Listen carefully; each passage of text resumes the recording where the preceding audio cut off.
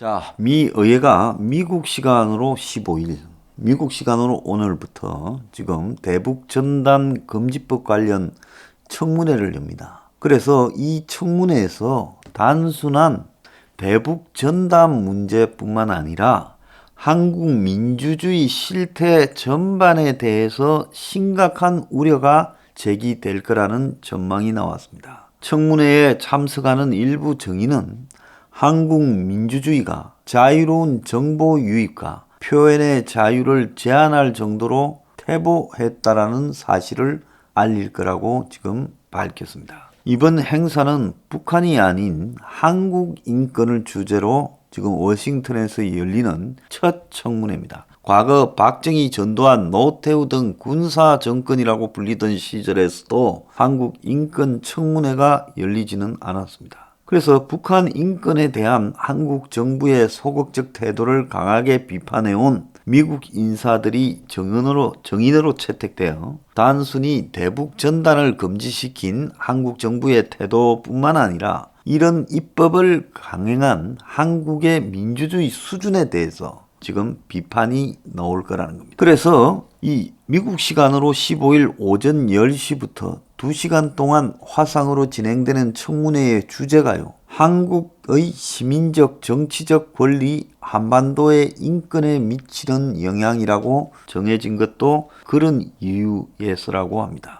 그래서 청문회에 참석하는 일부 정의는 문가리 정권이 출범한 이후에 미국 조야에서 꾸준히 제기되어 온 한국의 민주주의 상황에 대한 근본적인 우려를 공론화하고 동맹인 미국과의 가치 공유를 강력히 추구하겠다. 지금 이렇게 말을 지금 할 거라고 전해지고 있습니다. 동맹인 미국과의 가치 공유를 강력히 촉구하겠다라는 말을 하겠다고 전해지고 있습니다. 자, 정인 중에 한 명인 수잔 솔티 여사, 이 북한 자유연합이라는 단체를 이렇게 끌어오며 지금 한 20년 이상 이런 활동을 해오고 있죠. 이 수잔 솔티는 이 미국의 소리사와 인터뷰에서 한국에서 일어나고 있는 일들이 어떤 영향을 미치고 있는지 정언하기로 했다. 북한에 정보를 전달하는 것이야말로 내가 하는 일의 전부인데 매우 중요한 이 일이 한국에서 일어난 일로, 즉 전단금지법으로 중단되고 있다, 이렇게 말을 하고 이렇게 의회에 정언하게 되어 기쁘다라고 말을 했습니다. 20년간 북한 인권 문제를 지적해온 이 숄티 대표는 지난 2월에도 지금이야말로 바이든 정부가 북한 당국자들에게 손을 뻗어 대안을 제공하고 김정은 정권이 없는 북한을 생각해보는 최적기다라고 말을 했습니다. 또 다른 정인으로 등장한 고든 창 변호사는 미국이 이제 한국의 심각한 인권 문제에 주목하기 시작했다는 점에서 이번 청문회가 중요하다. 인권과 민주주의에 대한 사안으로 한국의 민주주의가 자국 대통령에 의해 공격당하고 있다는데 초점을 맞추는 자리가 될 것이다, 이렇게 말을 했습니다. 자, 고든창 변호사는요, 청문회에서 발언할 내용을 구체적으로 밝힐 수 없다면서도 한국의 민주주의가 거꾸로 가고 있다. 아까 앞에서 이야기한 자국 대통령에 의해 공격당하고 있다, 한국의 민주주의가. 이런 말을 지금 집중적으로 하겠다는 겁니다. 취임 당시 민주주의 진전을 약속했던 문가리가 일방적으로 민주주의 개념이 아닌 북한이 정의하는 민주주의 방향으로 한국을 끌고 가고 있다는 겁니다. 그러니까 일반적인 민주주의 개념이 아닌 북한이 정의하는 민주주의 방향으로 한국을 끌고 가고 있다. 자, 이 외에도 인권단체 휴먼 라이츠 워치의 존 시프턴 아시아 국장, 제시카리 퀸시 연구소 선임연구원, 한국의 이인호 전 주러 대사, 서울대 신문학과 교수를 했죠.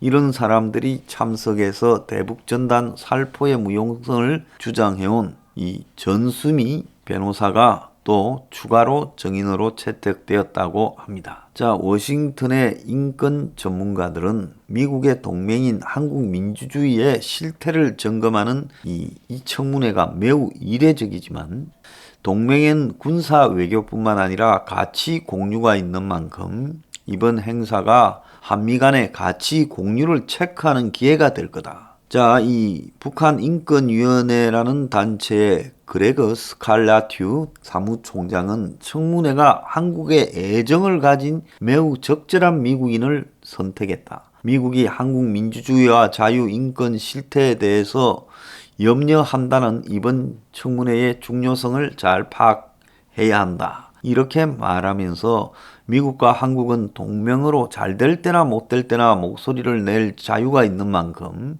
이번 청문회는 한국에 문제가 될 게 없으며 미국의 친구 동맹 파트너를 돕기 위한 시도다라고 말을 하고 있습니다. 그러면서 북한인권위원회를 이끄는 사람으로 탈북민의 소리가 묻히고 북한 인권 단체들에 대한 재정 중단과 압박이 가해지는 것은 중대한 사안이다. 한국 민주주의의 현 실태를 반영한다. 루마니아가 공산주의 늪에서 미쳐 빠져나오기 전 한국에 유학한 나에게 한국이라는 나라는 커다란 기회를 주고 그리고 감사한 마음을 가지고 있다. 이 사람이 루마니아 출신 미국인 모양이에요. 그래서 더 큰 목소리를 내야 하고 미국은 숱한 국내 문제 속에서도 친구인 한국에게 이야기를 해야 한다. 이렇게 말을 하고 있습니다. 로버트 킹 전 국무부 북한 인권 특사도 청문회는 논란이 된 대북전단 금지법의 의도와 잠재적 파급 효과에 대한 미 의회 의원의 우려를 반영한다. 한국에 무슨 일이 일어났는지 들여다보게 될 거다. 전단 살포가 가장 효과적인 정보 수단인지에 대해 확신할 수는 없지만 정보를 담은 풍선을 북한에 날려보내는 것이 접경 지역 주민들에게 위험하다는 말은 이해가 가지 않는다. 이렇게 말을 했습니다. 그래서 이 한국의 통일부가 이 전단을 날리는 게 북한 접경 주민들의 안전에 위협이 된다는 식으로 이야기를 하며 이 군사 분계선 일대의 대북 확성기 방송, 시각 매개체물 게시, 전단 살포를 할 때 3년 이하, 3천만 원 이하 이렇게 처벌하기로 했습니다. 자, 미국 인권 전문가들은 한국 통일부가 이번 청문회를 갖다가 미국 의회 초당적인 기구에서 지금 이런 것들을 어떻게 할 수 있느냐고 미국 인권위원회를 경시하는 듯한 발언을 했는데 미 의회에서는 자유민주주의와 인권의 상징으로 인식되는 중요한 조직이 미 의회의 인권위원회인데 이걸 폄훼하지 마라고 경고를 했습니다. 자, 한국통일부 대변인은 미국 톰 랜더스 인권위원회 청문회는 의결 권한이 없는 일반적인 청문회하고는 성격이 다른 연구 모임이다라고 폄하했죠. 그래서 웃기지 말라고 하고 있고 의원들은 청문회를 통해서 특정 사안에 대한 주의 환기 수단으로 이렇게 사용을 하고 있고 이를 통해 문제를 제기하고 서로 교육을 받고 하기 때문에 이걸 과소평가해서는 안 된다고 말을 하고 있습니다.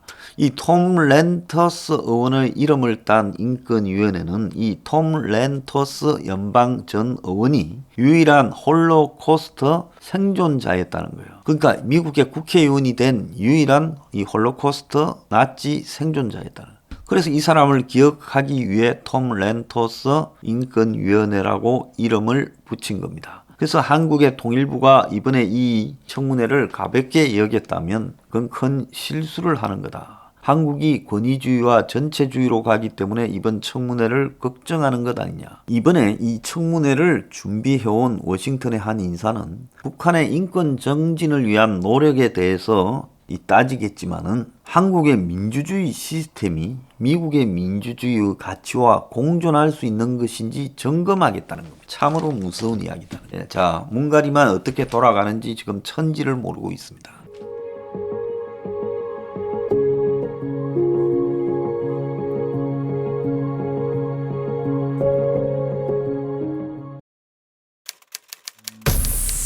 We are